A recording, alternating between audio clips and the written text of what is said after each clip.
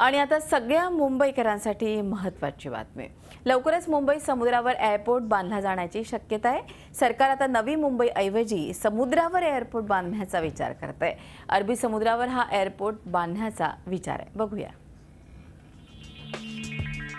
जपानमधल्या ओसाका शहरामधला हा Kansai international airport हा संपूर्ण एअरपोर्ट समुद्रात बांधण्यात आलाय।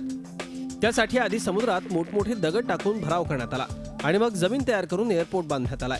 आता महाराष्ट्र सरकारही असाच एअरपोर्ट मुंबईत बांधण्याचा विचार करत आहे। नवी मुंबईतल्या एअरपोर्टसाठी जमीन संपादन करायला येणाऱ्या अडचणी आणि जमिनीचे वाढते भाव विचारात घेता सरकार या पर्यायाचा विचार करते।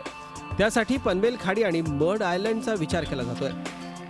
नेदरलँडची कंपनी रॉयल हेस्नोनिंग DHV ही कंपनी या प्रकल्पासाठी सर्वेक्षणही करते। समुद्रात एअरपोर्ट बांधणं सोपं होईल आणि भविष्यात एअरपोर्टच्या विस्तारासाठी भराव टाकून भरपूर जागाही उपलब्ध होईल असं तज्ञांचं म्हणणं आहे।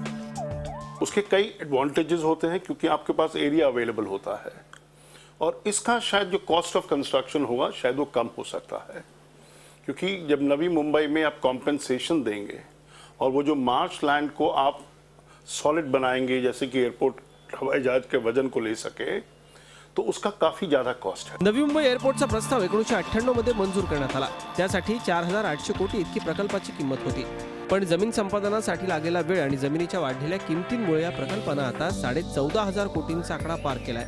अजूनही या प्रकल्पाचं काम नीट सुरू झालेलं नाही।